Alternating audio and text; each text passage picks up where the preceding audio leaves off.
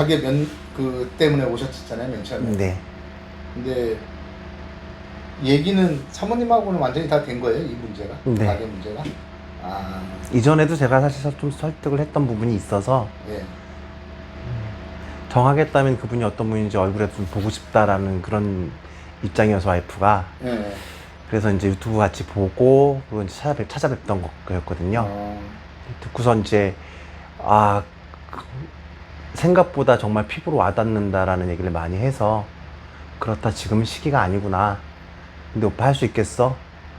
너만 나를 짠하게 생각하지 않는다면 난 누구보다 잘할 수 있다, 이렇게 얘기를 대차게 해놓고 왔죠.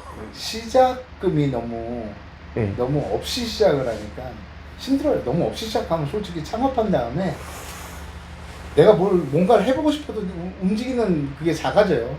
그건 어쩔 수 없어요. 막 뭐 물건을 좀 더 갖다 놓고 싶어도 처질까 봐서 못하고, 그래도 어느 정도 내가 여유가 있으면 좀 이거 밑져도 이거 팔아봐 이렇게 할 수 있는데 그게 안 돼요. 그리고 거기다가 지금 살아남았다고 한들 힘들게 살아남았는데 내년에 이제 진짜 돈 있는 애가 와가지고 옆에 치고 들어오면 또 전쟁을 또 치러야 된단 말이에요. 이게 끝없는 전쟁인 거예요. 그러면 총알은 없는데 끝없는 전쟁에 가면 힘들어지죠. 제가 그래서 제일 우려했던 게 그거예요. 너무 초기 자본이 없는데 굳이 무리해서 이거를 가게를 해야 되나 그 생각을 했던 거거든요. 트럭 장사에 대해서는 뭐 사모님이 별다른 얘기는 없으시고. 걱정을 많이 하죠. 보통 일단 오늘은 이제 제가 저희 어머니 차를 빌려서 오면서 네. 어머니한테도 이제 내용을 다 얘기를 했어요. 네. 근데 저희 어머니는 하늘이 무너지는 표정을 지으시더라고요. 근데 일단은 이제 어른들이라든지 잘 모르는 저희 와이프라든지 입장에서는 덥고 춥고 길에서 이제 그렇게 하는 것들만 봐왔으니까 정말 프로다운 트럭 장사 하시는 분들을 보기가 쉽지 않잖아요. 보통 분들만 봐왔기 때문에 걱정을 많이 하시죠. 와이프도 마찬가지고. 근데 감독님 뵙고 같이 유튜브 보면서 정말 찬찬히 뜯어서 현실적으로 고민을 해봤거든요. 할 수 있겠다는 생각이 들었어요, 저는. 와이프도 제가 설득을 하니까 오빠라면 할 수 있겠다 얘기를 해줘서 그렇게 이제 얘기를 합의를 일단 했지요. 뭐 하고 싶다고 다 할 수 있는 건 아니지만 일은 아니에요. 어려울 거라고 생각해요. 이건 쉬운 일이 아니에요. 매일매일이 자기가 도전하는 거고 매일매일이 자기와의 싸움이고 매일매일이 자기 한계를 넘어서는 거예요. 그렇기 때문에 쉽지는 않아요. 왜 그러냐면 트럭 장사가 더 어려운 이유가 왜 그러냐면 내가 투자한 돈이 너무 적다는 거예요. 그렇기 때문에 빨리 포기도 할 수 있다는 거예요. 트럭 장사 하시는 분이 대부분 시작할 때는 뭐 트럭 뭐 중고로 사시고 뭐 트럭 뭐 캐피탈 할부 끼고 사시니까 다시 팔면 뭐 그거야 다시 원상복구 되는 거니까 그렇고, 투자되는 돈이 더 적다 보니까 잃을 게 없다 보니까 이분들이 빨리 포기하세요. 여기 오셔도 마찬가지예요. 여기에서 30%만이 살아남으세요. 살아남는다는 얘기가 뭐냐, 졸업까지 하실 수 있다는 거예요. 나머지 분들은 중도 포기하세요. 그냥 원래 처음에 했던 목표가 점점 현실에 맞춰서 작아지는 거죠. 자기가 꿈에 맞춰서 살아가는 게 아니라 그냥 현실에 맞춰서 꿈이 변동되는 거죠. 작아지는 거죠. 그러신 분들이 70%예요. 그거는 진짜 하시기 전에 정말 독한 마음 가지고 이걸 시작을 하셔야 돼요. 이걸 하실 때. 그리고 또 걸리는 게 이제 아이들 문제. 아이들이 둘씩이나 있는데 이 케어가 어떻게 하실지 그것도 잘 얘기를 하셔야 될 거예요. 이게 굉장히 예민한 문제가 뭐냐면 애들이 트럭 장사를 하게 되면 트럭 장사 하면서 뭐 애들 케어도 되겠지. 근데 사실상 그게 정말 힘들 부분이 많아요. 내가 체력적으로 딸리는 부분들이 많으실 거예요. 뭐 나이도 보시면 저랑 동갑이신데 체력적으로 많이 딸리시는 것도 있을 거예요. 그러다 보니까 아무래도 아이들한테 조금 소홀하게 대해지고 그런 부분을 와이프 사모님 분하고 얘기가 돼가지고 이게 안 되면 나중에는 트러블이 생길 수도 있어요. 그런 건 잘 생각하셔야 될 거예요. 근데 제일 중요한 거는 그거예요. 현실이에요, 진짜. 네. 저도 트럭 장사를 할 때 다른 건 다 둘째치고 현실이었어요, 진짜. 내가 이대로 살면 더 이상 내 가족의 미래는 밝지는 않다는 걸 딱 깨달았어요.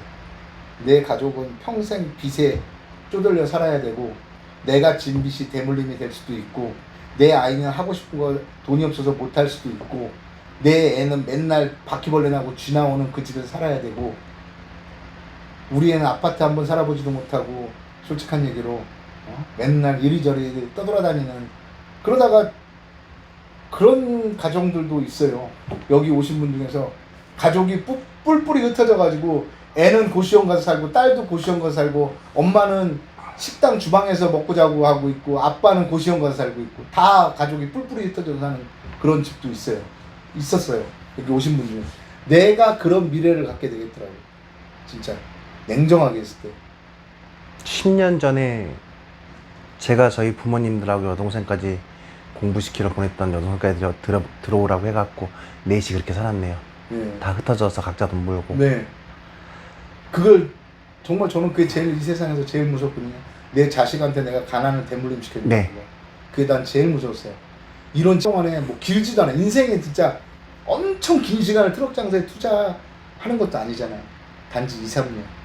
내가 인생이라는 궤도를 하나 바뀌려면 소행성도 어떻게 보면 축구공만한 소행성을 하나 궤도를 바꾸기 위해서는 지구에서 쏘아올린 그 핵폭탄이 가서 맞아줘야 궤도가 바뀐다 그래요. 그러면 내가 지금까지 살아온 이 궤도를 바꾸는 거잖아요. 인생의 궤도. 그러면 신이 있다면 신도 감동할 만큼의 노력은 해야 내 인생의 궤도가 바뀐다고 저는 생각하거든요. 솔직한 얘기로 지금 뭐 폄하하는 게 아니라 방법이 없잖아요. 지금 현재로서는. 그쵸? 네. 방법이 없어요. 74년생이 밖에 나가면 취직할 데가 없어요. 슬픈 현실이.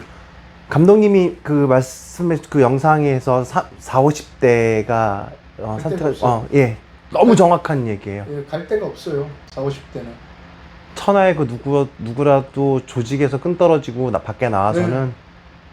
경력이 인정되는 것도 아니고. 경력 내가 삼성에 있다가 나왔다고 그래도 50대 재취업하려고 하면 경력 인정 안 해줘요. 60까지 다니려면 55세부터 연봉 삭감해가지고 할 거면 다니라고 그러고 그런 데도 없죠. 솔직하게. 그 돈이는 똑똑한 젊은 애들 둘 쓰니까요. 예. 50대, 40대는 갈 데가 없어요. 우리나라에서. 가장 60대는 뭐 거의 뭐 이제 뒷방 노인네 취급 당하는 거고 어디 가서. 내려놔야 되고 완전히. 예, 진짜 오죽하면 60대가 취직하려고 그 아파트 그 보안회사에 들어갔더니 경쟁률이 20대 1이래요. 보통 20, 30대 1이래요. 거기 경쟁률이. 그게 현실이더라고요. 근데 모르겠어요. 뭐 여기서 졸업하신 분들 보면 전부 다 자기 꿈을 다 어느 정도 이뤄가지고 나가시거든요. 근데 지금은 바라보는 게 나 이것만 하면 좋겠다 하고 되게 소소할 거예요. 그 꿈이라는 게 되게 작을 거예요. 근데 디딤돌이 있어가지고 내가 이 디딤돌만 올라가서 계단하고 똑같아요. 그 정도 올라가면 보는 세상이 달라져요. 여기서 할 수 있는 일은 그거거든요. 이분을 뭐 대단한 부자로 만들어 이거 아니에요. 여기서 디딤돌만 만들어줄 수 있는 역할을 하거든요. 그게 가장 지금 절박한 상황이어서 사실 지금 자체의 제 환경을 보면 저만 이렇게 절박하게 생각을 하지 주위에서 보거나 와이프조차도 그렇게 절박하지 않다고 느낄 수 있을 것 같아요. 그렇죠. 근데 저는 이제 어떤 생각을 하냐면 원래도 그렇게 좀 생각하는 편이기도 하지만 지금이 문제가 아니라는 거죠. 말씀하셨던 것처럼 막내가 20살이 되면 제 나이가 70이 되는데 그렇죠. 좋은 차는 못 사도 하고 싶다는 공부는 시켜야 될 것 같아서. 맞아요. 예. 70대가 되셨는데 그게 지금 제가 그 디딤돌을 만들어 놓지 못하면 사실 장사를 오랫동안 하기도 했고 이것저것 뭐 공부하고 뭐 한 것들도 많고 해서 자신감이 있다고 말씀을 드리지만 그 자신감만큼 두렵거든요. 일단 체력이 안 돼요. 맞아요. 최근 6개월 전에 제가 아이 어린이집 체육대회 때 아킬레스건이 끊어지고 나서 이제는 어저께부터 이제 몸 관리도 해야지 감독님한테 배워서 추석 장사 하려면 체력 관리 해야 되니까 엊그저께 2시간 걸었거든요. 네. 온몸이 지금 막 두들겨 맞은 것 같이 아파요. 아, 체육대 때가 아킬레스건이니까. 6개월 전이에요. 아, 그러니까 마음은 저도 운동을 하고 전공은 체육교육을 한 놈이어서 선생님 자격증도 있고 마음은 그렇지 않고 이 에너지는 있는데 이제 이 휠이 발목이 50대의 발목인 거죠. 이제 50대 들어갔으니까. 맞아요. 50대 이제. 예. 그래서 끊어질 줄 몰랐어요. 근데 그 전력 질주 한번 딱 하려고 스타트 걸다 뚝 끊어지더라고요.